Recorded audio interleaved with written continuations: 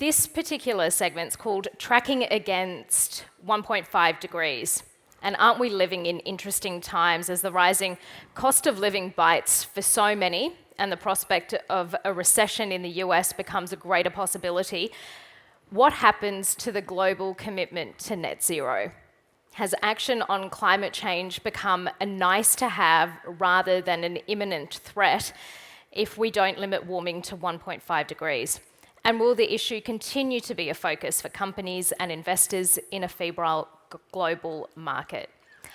Well, to answer all of these rather grim questions is Rebecca Burden, Chief Executive Officer at Climate Resource, who is going to present for us. And Rebecca is joined by Thijs Arten, Chief Executive Officer at APG Asset Management Asia, and Ed John, Executive Manager of Stewardship right here at AXI. But if you will join me in welcoming Rebecca Burden for her presentation. Thank you. Thank you, Karina, and good afternoon. It's an absolute pleasure to be here, and thank you to AXI for inviting me to be part of this interesting conversation, to which I absolutely do not have the answers, but I'm hoping that in discussion with all of us we can shed some light. And it really is a pleasure to be here and in conversation with a group that's so focused on the long term and the role of its investments in shaping the future, as mentioned and outlined by Debbie Blakey this morning. So Climate Resource is a small climate science company with offices here in Melbourne and in Berlin. We're possibly the smallest organisation represented in the room. But relevant to today, we produce data on emissions from countries and the warming that they imply. And we do that for financial institutions and also for the UNFCCC and the UNDP. We also do the climate modelling for the International Energy Agency and a lot of the big consultancies to translate their emission scenarios into global mean temperature rise. So let's start with temperature rise and this overshoot question.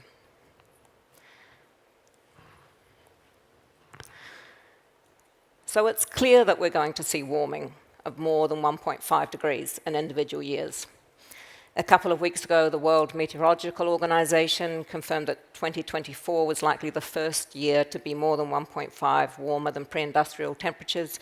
And this chart from Berkeley Earth is predicting similar warming in 2025. So we're in an overshoot world. But neither overshoot nor individual years above 1.5 degrees diminishes its importance as the focus of climate ambition.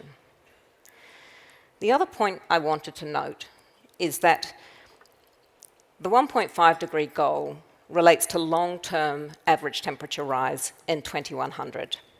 Long-term in this context is average temperature over decades, 2 to 3 decades. And the established science has foreshadowed that this might happen for quite some time. The chart on this, the graph on this slide shows the IPCC 6 assessment report's strongest mitigation pathways, the median of which has peak warming of 1.6 degrees for several decades before warming falls below 1.5 at the end of the century. And I think it's become very clear, as we've seen delay in emissions reductions, that the window for these low overshoot pathways is narrowing. And it may be that the highest feasible ambition will be peak warming of closer to 1.7 degrees before then reaching 1.5 degrees at the end of the century. Overshoot comes with, of course, higher risks of breaching tipping points, loss and damage to critical ecosystems and the biodiversity that we were talking about earlier, and of course human health. I think it's clear now we will need to manage the physical impacts of climate change that are now unavoidable. And this is an issue, of course, for corporates, governments, as Christine McLaughlin said earlier, and fundamentally for investors. But none of it diminishes the role of 1.5 as the aim of climate ambition.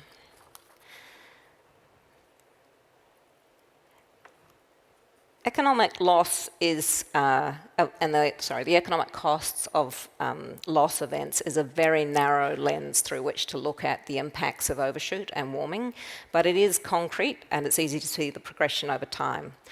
So this chart from Munich Re looks at the economic cost of loss events in 2024. It came out a couple of months ago, and with a tagline from Munich Re saying, "Climate change is showing its claws, the world is getting hotter, resulting in severe hurricanes, thunderstorms and floods." And I think what we've seen is the progressive increase in costs from the similar chart in 2023. The annual total was around 250 US billion. In 2024, as you can see on the chart, it's more like 320 US billion in nominal terms. And in 2025, it is likely to be much higher again. The LA fires alone may estimate in losses of up to 250 billion, according to some estimates, although those ranges remain very wide. So I think the question then becomes, is this overshoot scenario likely, and what is the warming that might be implied by countries' current targets? And then, of course, where might they go, and what action are we seeing towards those targets? So this very complicated chart is a comparison of our estimates of what the warming might be if countries meet their targets compared to the other 4 or 5 groups in the world that do this sort of projection. So that's the International Energy Agency, the UNEP Emissions Gap Report, the UNFCCC, and another organisation called Climate Action Tracker, Climate Analytics. So if we focus at the start, our projections of warming if countries meet their targets are that we will see the best estimate is warming of around 1.8 to 1.9 degrees Celsius if all targets are met in full and on time. There is some uncertainty over the response of the climate system and the ambition of country targets, which is shown in the bars, but the black points are the best estimates of warming. And I think there's a couple of things to note. One is that it's much, much lower than what's often reported. It's below 2 degrees. That would have seemed extraordinary at the time of the Paris Agreement when we all thought we were looking at warming of well over 3 degrees. Secondly, the estimates of all these organisations are broadly consistent. The IEA comes in a little bit lower at 1.7 degrees Celsius, and that's because they assume that actors may be more economically rational and move towards stronger emissions reductions in line with long-term targets rather than just going straight to their 2030 targets and then down.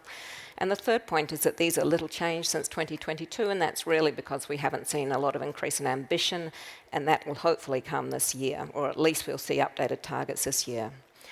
So I'll just touch on the reason why it's very different from what's often in the media. So typically we hear a lot about projections of warming above 2 degrees Celsius, and that's based on countries' 2030 targets. So that's projecting emissions if countries continue in line with their 2030 targets. And then we do see warming of around 2.1 to 2.8. It's a wide range because, of course, there's a long time to go after 2030 and a lot of uncertainty around how they may pan out. And secondly, the reason why we see reports of warming well above 2 degrees is if the projections reflect current policies. So that assumes the world emits in line with its current policy settings and doesn't increase its climate mitigation ambition. So we think, particularly this year, as the world turns its minds to its 2035 targets, we need to think about whether we're on track towards that long-term net zero set of goals, which covers around 80% of global emissions, or whether we're not going to see ambition that moves in line with the long-term goals. And that's a good point to move into the geopolitical context.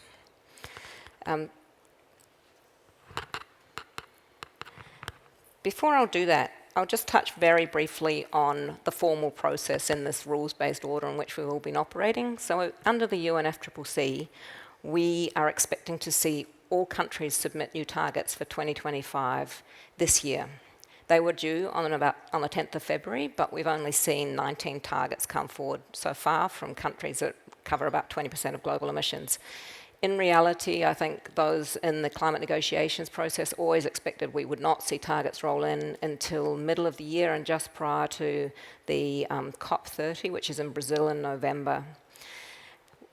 This chart shows if you like, a different perspective on how the world's tracking. It shows the global emissions pathways consistent with current targets in the red plume, and in the blue and teal, they're the pathways that the science community thinks could be required to be on track to 1.5 degrees of warming or 2 degrees of warming. And that big orange bar is the uncertainty in the climate system. So we're hoping during the course of this year that we will see the next round of targets and a lot more clarity on where we might be sitting. But of course, what emerges is still a very open question, and it's really hard to read in the current geopolitical context. The US remains very important, of course, to capital markets, and from a climate perspective, both from its direct emissions and for its broader impact on the global debate and others' emissions. But I think the point I want to focus on today is that others are driving the growth of low emissions technologies and emissions reductions, and in particular China and India. And they remain focused on a multi-decadal transition that's driven largely by a domestic agenda in both cases. So the next slide, I think the next few slides really focus on why I think the Asia Pacific, and by that I really mean Asia, why that is key. So at present, the US is a very important emitter. It's the second largest emitter in the world. China is the largest with 30% of global emissions, and after the US is India. If we think about, though, the picture in this chart, which is the cumulative emissions of countries from 2025 onwards, the US plays a much less important role, and the role of countries in dark blue in the Asia Pacific is evident. It's 7 of the largest countries in this list. And in particular, it's countries that are not in focus. So as well as China and India, it's also Pakistan, Bangladesh, the Philippines, large population emerging markets. And what the point here really is that what happens in Asia is critical to the warming that the world will see.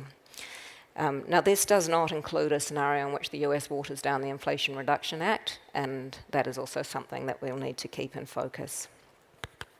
So as well as being the largest emitters, countries in Asia are pursuing very rapid reductions in emissions and investments, large investments in low emissions technologies. And this chart shows data that came out a week or two ago from the International Renewable Energy Agency. It's a very simple map, but it does highlight the role of Asia in renewable energy capacity.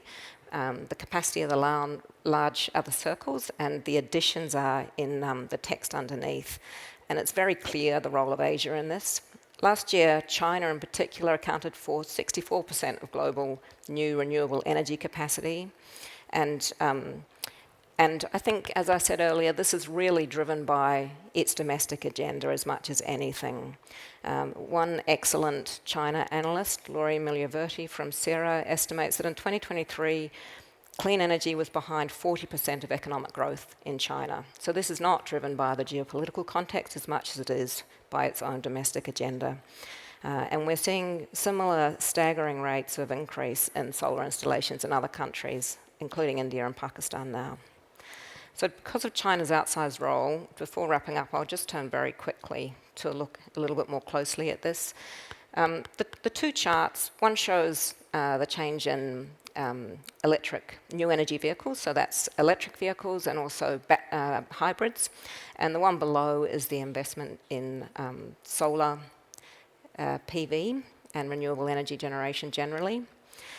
The key point I wanted to make here is, I think many of us have seen these charts and this enormous rate of increase, but the point I wanted to make is that China is on track to exceed many of its 2030 targets already. In 2024, it achieved its 2030 target to install 1.2 terawatts of wind and solar capacity, so that's achieving that target 6 years early. And there's a growing expectation that China will peak its CO2 emissions in 2025, 5 years ahead of its 2030 targets. China also has other targets, some of which it may miss. For example, this year it has an emissions intensity target that some are reporting it's likely to just miss. But none of that changes the story about just the extraordinary pace of the transition underway there. And the third point I wanted to make is that this is not just about China's own decarbonisation. But the key thing is about its role in supplying the world with very low-cost, low-emissions technology. I think we're all probably very familiar with the focus on its dominance of key supply chains. So for solar, EVs, and batteries in particular, where it has, for many of those, more than 80% of all the various parts of the solar supply chain. Similar for batteries and slightly lower for EVs, but it dominates these supply chains in a very significant way. And I think as we look at the world's response and see the efforts by countries to diversify their supply chain risk, we're seeing enormous new capacity go in, including into countries like India and the US. And what is happening in response to that is that those Chinese exports are beginning to go elsewhere. And that is what's evident in this chart. This chart is not China's major markets. It's what happened in 2024 as we saw new capacity come on board from India and the impact of some tariffs. And what emerges is a major uptick in its supply to other developing markets. And this is potentially going to be a key part of enabling the transition of high population emerging markets, which is critical to limiting warming in line with the Paris Agreement goals.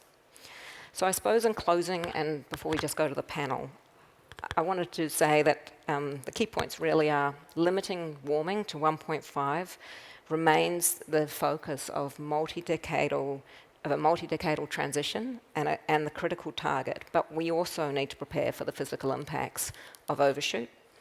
And secondly, that whether or not we focus on the near-term geopolitical issues in the US, which of course is very important, Asia is the key.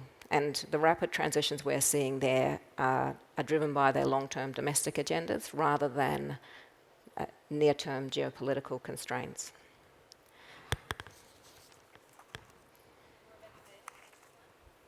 Thank you.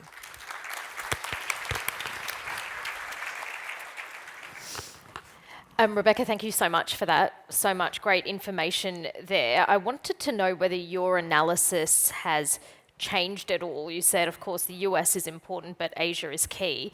Has your analysis changed at all given the geopolitical climate and what's happened in the last 6 months?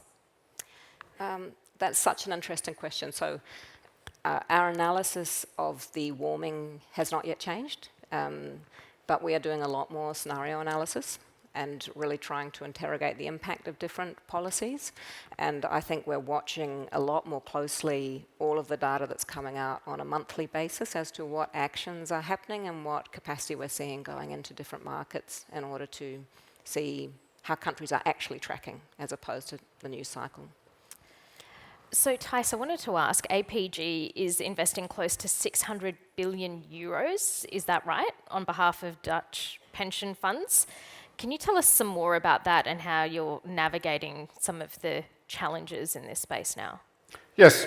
Well, thanks, Karina, for both the question, and it's a pleasure to be on this panel, of course. And as a long-term investor, I think there's no other way than to recognize what is going on with respect to climate change and the pathway to 1.5%. And it's more than just this scientific threshold that we should or shouldn't cross, because we invest for roughly the pension savings of roughly a quarter of the Dutch population, and that totals indeed to over 600 billion euros. But we promise our participants not just a good pension, but we also promise them that they can enjoy that pension in a livable world. So if you have these both ambitions, or you make these two promises to your participants, then clearly you have to acknowledge this climate change.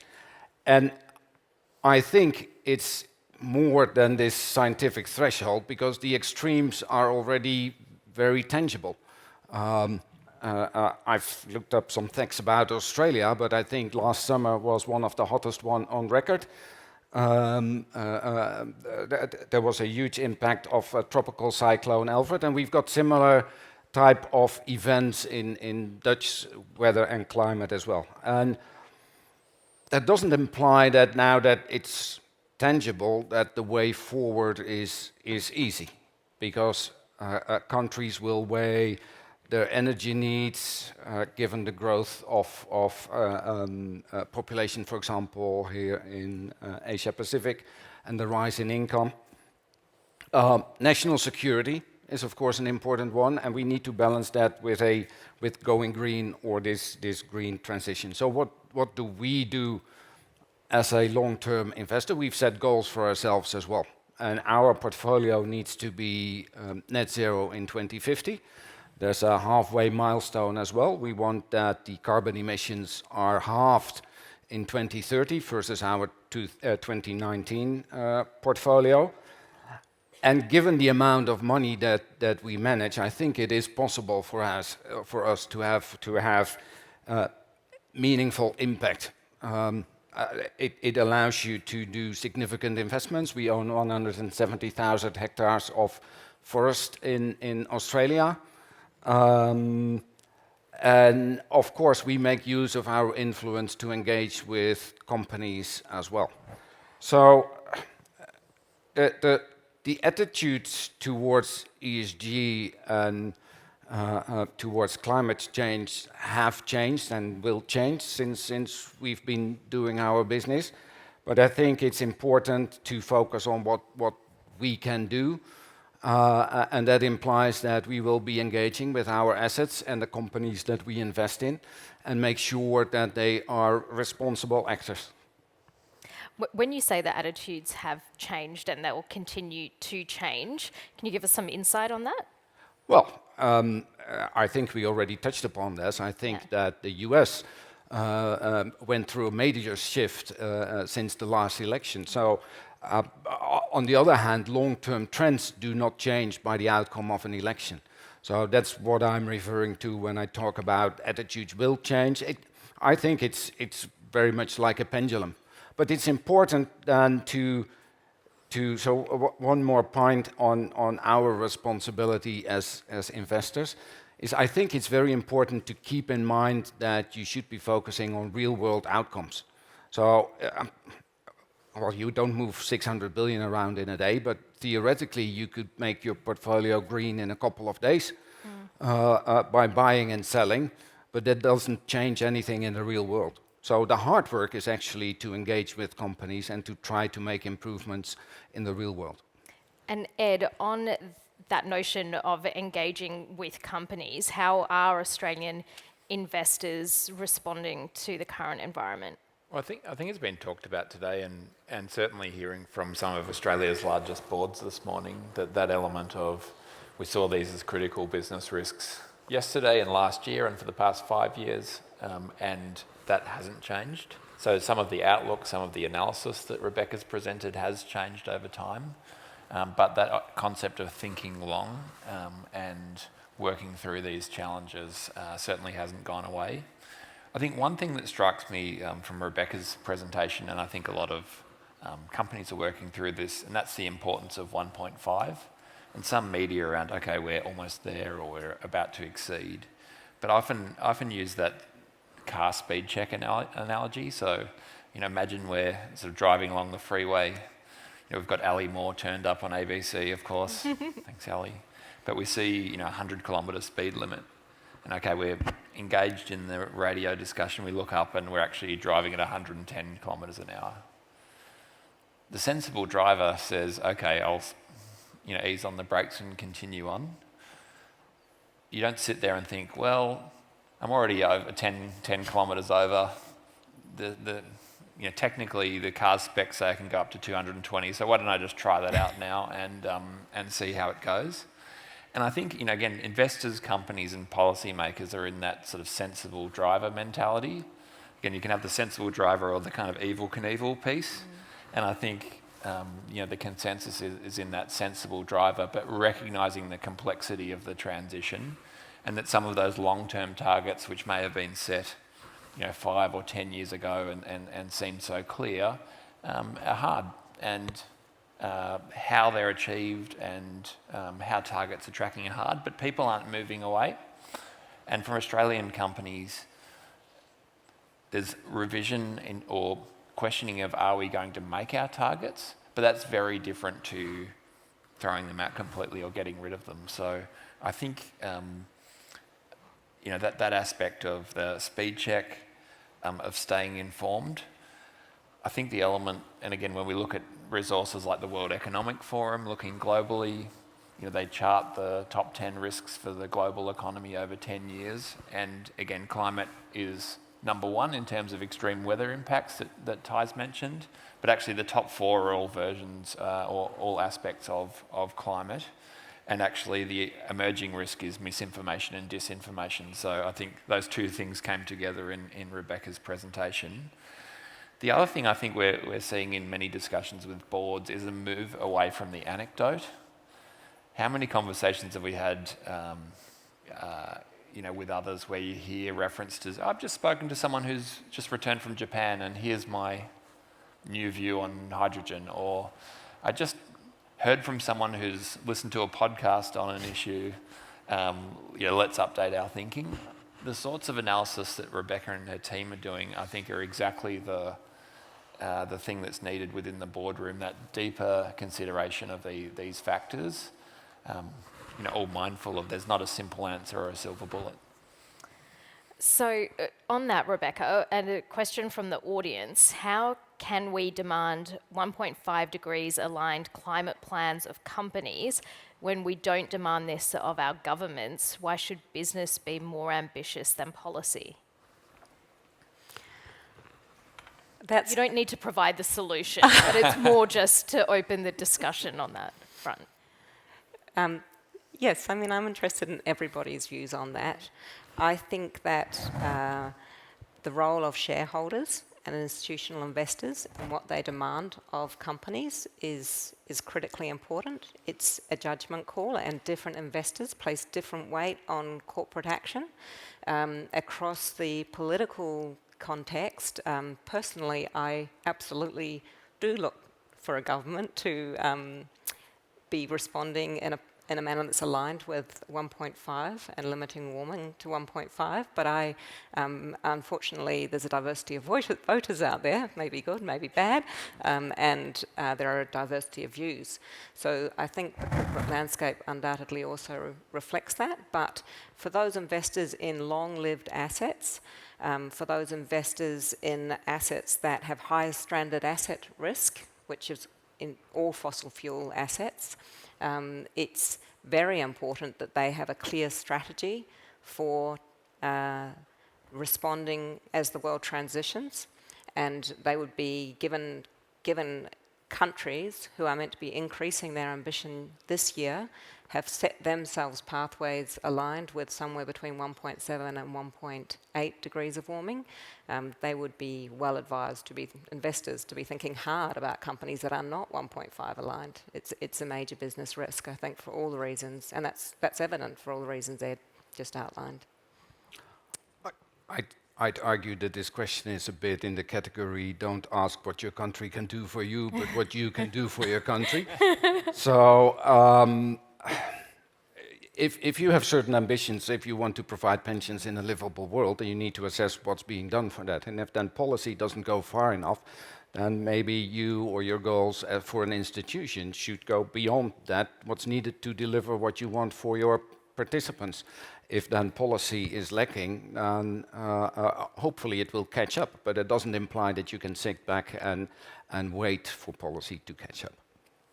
Ed, do you have anything to add to that? Well, I think we actually heard it earlier from Ken Henry on that point, that in many ways waiting for policy action alone hasn't worked in various times in Australia, and actually we saw the rollout of renewables, for instance, increase in years where there was a lot of turmoil or a distinct lack of policy.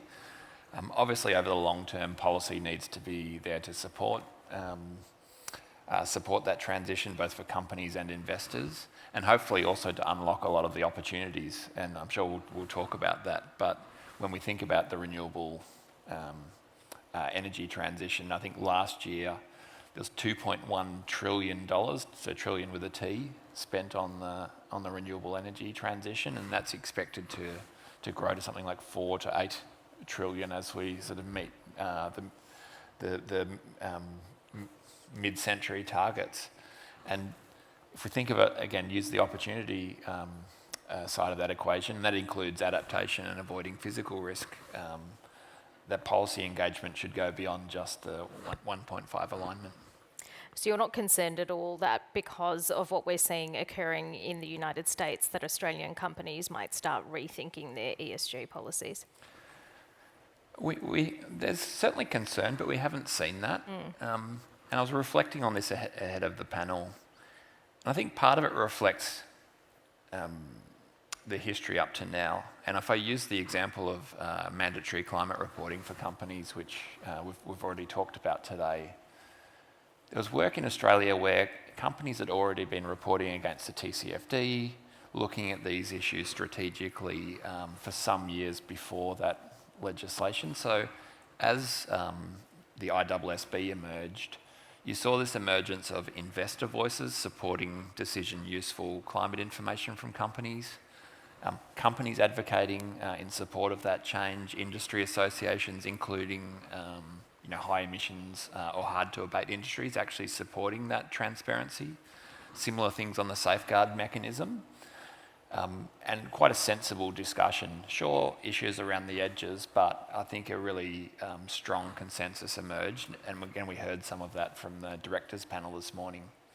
If I contrast that to the US, as the conversation around similar reporting standards for companies emerged, industry associations sued the regulator to have effectively try and have the rules destroyed. So whereas we in Australia said, how do we make these sensible, relevant for business, relevant for investors, and keep on with the work around these business risks? Again, in the US, you had much more of that us and them mentality, which again we've avoided here.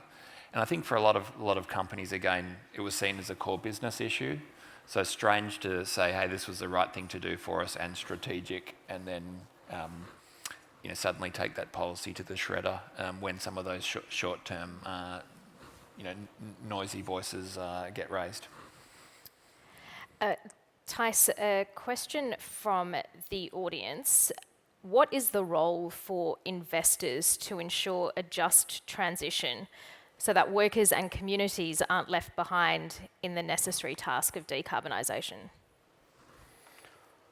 I think that's probably in the context of the cost of living crisis that we're experiencing in Australia, but other countries are also experiencing. Yes.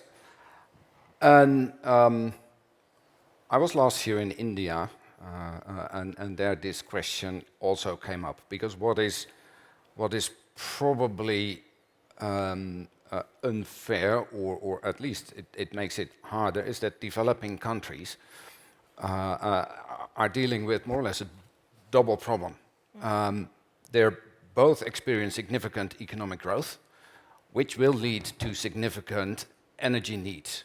If you think about Asia Pacific, I think in 2050 it will be 2.5 times the energy need now. So they need to both decarbonize and accommodate this enormous growth. And I think they're actually doing pretty well, because if you also look at your statistics about how much India and China are at this moment in time investing in renewables, that's mind-blowing, and a lot more than the rest of the world.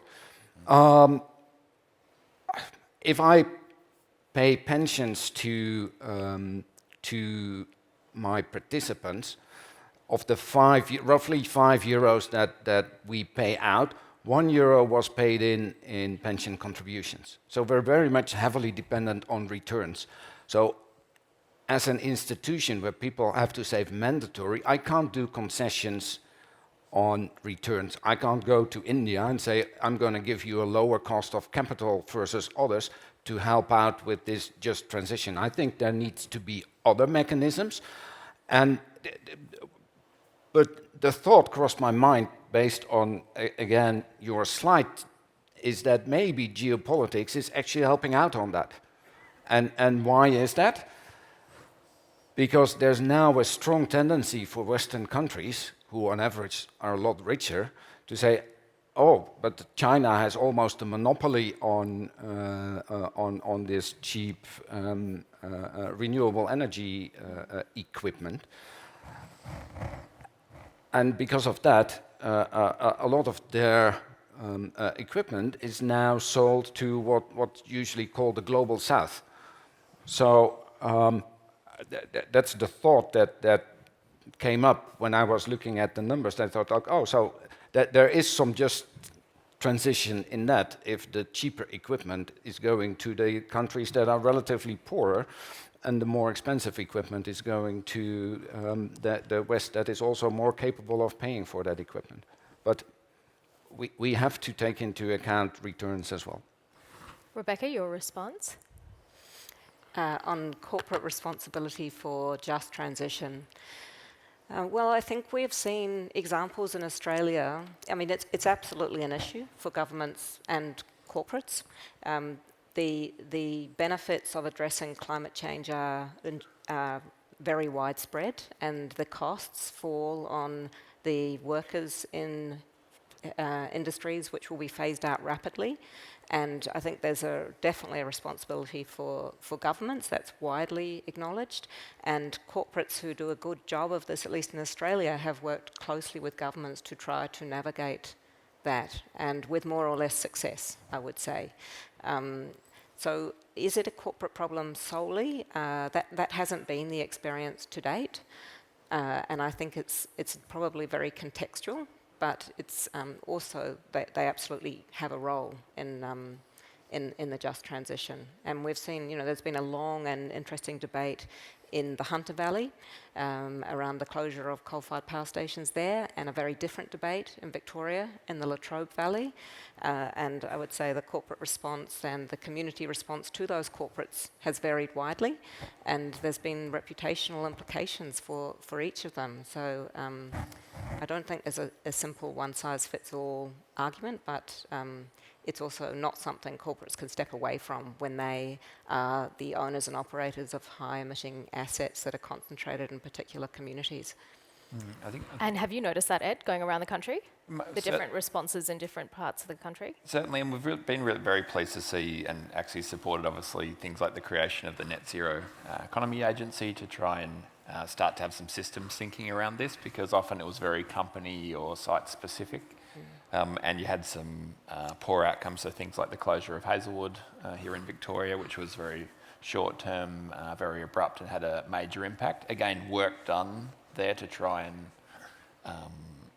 address those issues at the time, but reactive as opposed to planned, and a lot of lessons there, which I think have sector-wide implications. And I think one of the specific challenges of the just transitions isn't so much the treatment of workers and communities fairly as things close. We sort of, I'll say we, but I think organisations more or less know how to do that well and avoid some of those terrible outcomes. But I think the bigger challenge is actually seeing industries in the same regions actually ramp up at the same time, and there's small examples of that in the Hunter, but actually having the jobs available for people to transition to is one of those key aspects, and we're doing a lot of work with companies around that. So I want to ask each of you, maybe we'll start with you, Tice, in terms of short versus long term, what are the signals that you're focused on? Well, we invest indeed for the long term. We'll be paying out pensions for the next 80 years. So I usually say that we're very interested in quarterly results, but then quarters of a century. So as a long-term investor, you have to be aware of what we call megatrends, but probably everybody has a name for that, because you should go along with these trends. And that's probably demographics, aging of society, longevity. AI could be possibly one, but clearly climate change is also one of these long-term trends that you have to acknowledge and that you have to take into account, because if you would go against these long-term trends, it's difficult to make money. So, and again, Asia Pacific is at the core of these long-term trends. It's we already spoke about the increase in wealth in Asia Pacific and the increasing energy needs. So, and that comes with balancing both the growth as well the decarbonization. And I think that it is very well possible to invest or to do investments now that are in line with these long-term trends, and that still allow you to balance, on the one hand, energy transition, but also returns that we need to generate, and this livable world that we want to create for our pensioners. And then if I relate that to your previous question as well, the just transition. So this region very much needs a lot of resilient infrastructure, and I add resilient because it needs to be able to withstand warmer temperatures, floodings, you name it. And if you develop that in emerging markets versus developed economies, then the difference is that in developed economies, you're probably supporting an economic activity that already exists, whereas if you build infrastructure in emerging countries, that will help them to create new economic activities, and these new economic activities and growth will help also in fund the energy transition. So an example of what we've done is, I think Indonesia is known for traffic issues. So high quality toll roads is an investment that we did, and that will help also in generating new economic activity. It's a high quality assets where we paid special attention to withstanding higher temperatures.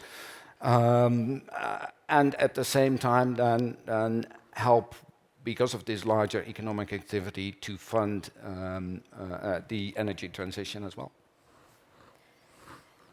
Is there short-term priorities that investors should focus on, Ed?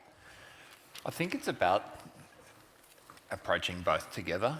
And again, I think back over the last decade, a lot of talk about net zero commitments, net zero over by 2050. And if you think about the sort of the time span for CEOs in their roles or organisations or boards, 2050 was always something that's so far out there that it was difficult to track, or how companies would progress those ambitions. So a lot of time then spent on what are the medium-term signals and targets, and what are the short-term targets. So not losing sight of that short-term work. And again, that's the area that I talked about before, where we're seeing that complexity and those focus on targets, and that.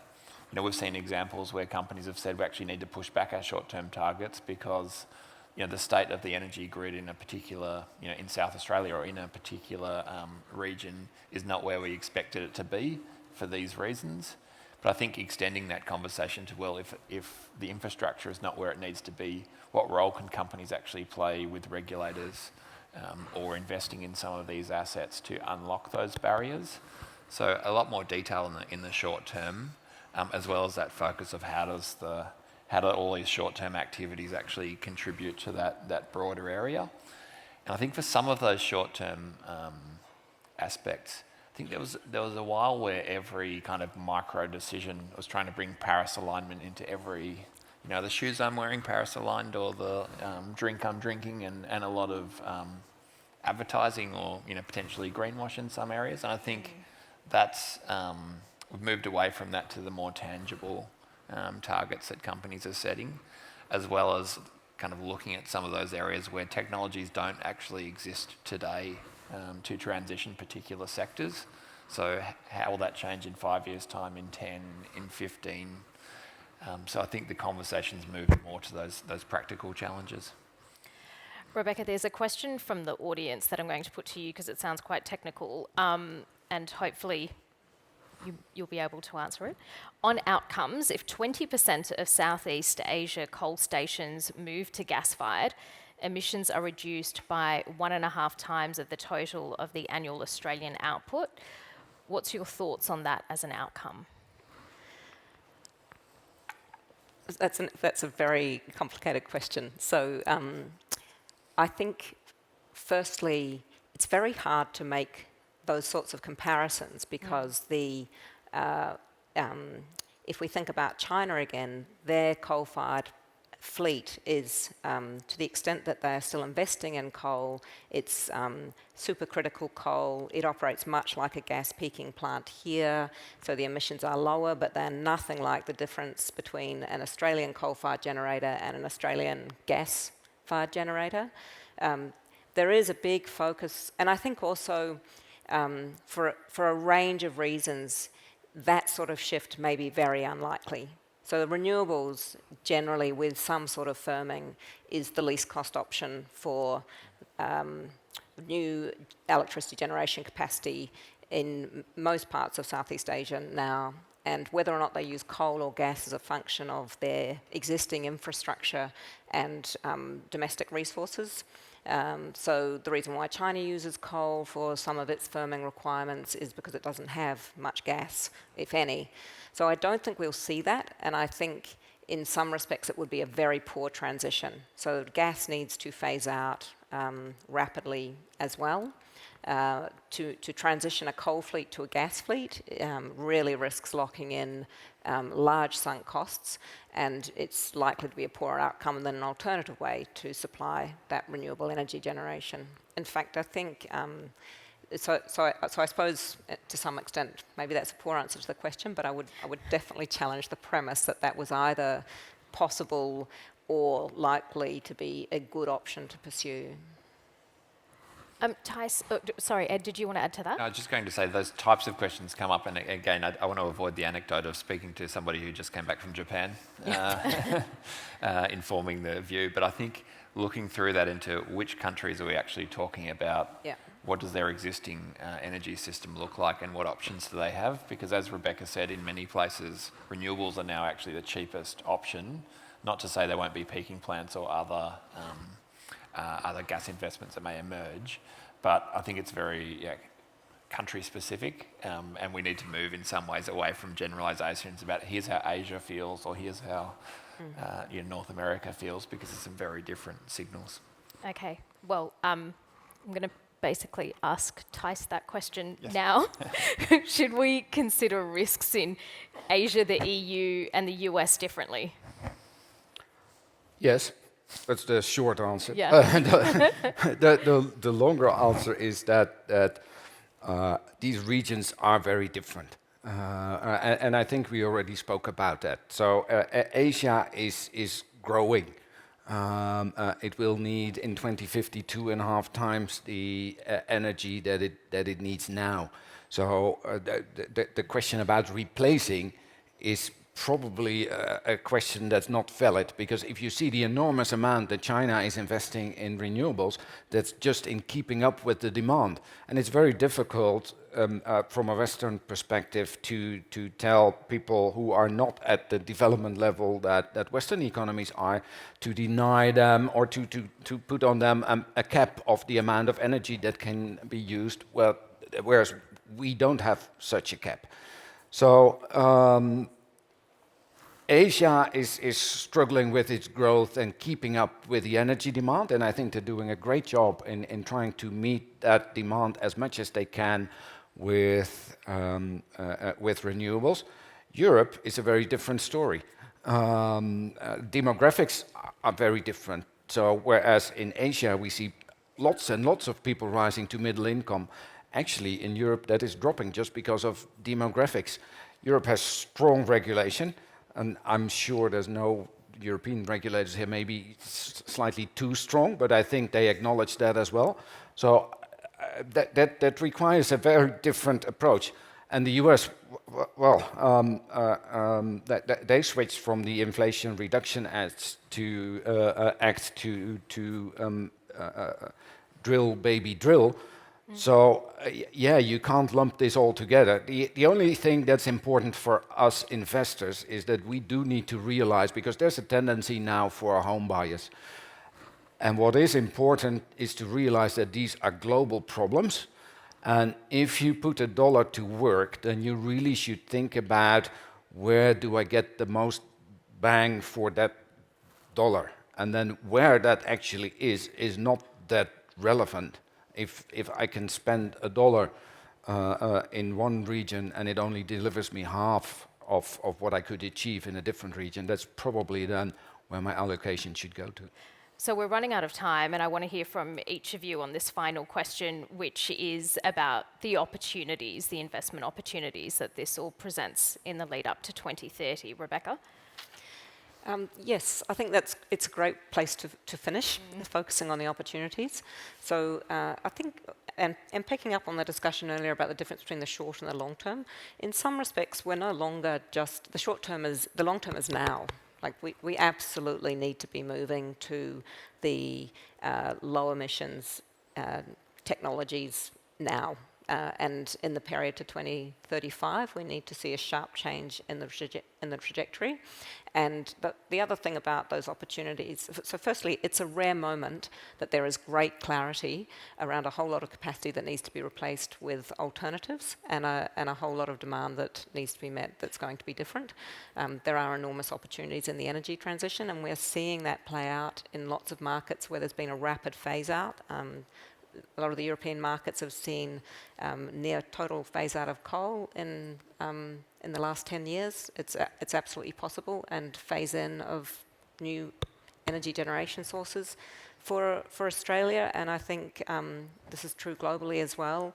A lot of the new industries, so whether that's low emissions steel or ammonia or just more capacity, a lot of those are sunk costs. Once the capacity is in the global economy, it's in the global economy.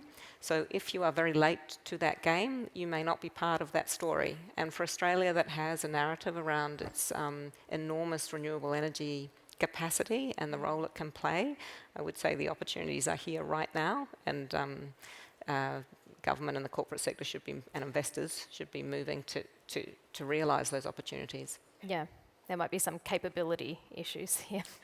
Thijs? Well, meeting the 1.5 degree pathway is going to be challenging. The global economy needs profound transformation in energy, in infrastructure, resource management, and I'd say that leads to lots of opportunities. And if I need to name three, I think it's the energy transition itself that offers opportunities.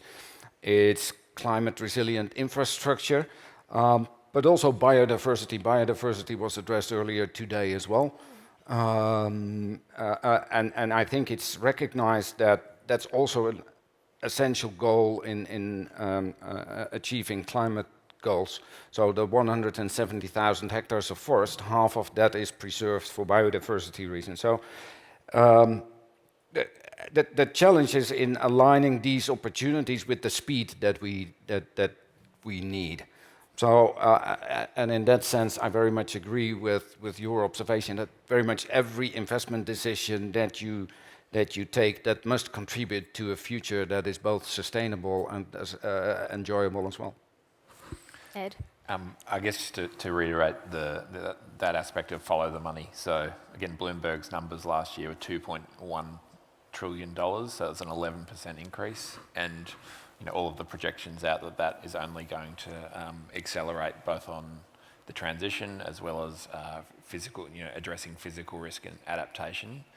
And another sort of fun fact on that from the IEA. An anecdote. Yeah, that's right. No, this is a fun fact. Fun fact, different thing. That's the. No anecdotes allowed. That's right. No, they're gone. But the IEA's work says that there'll be 80 million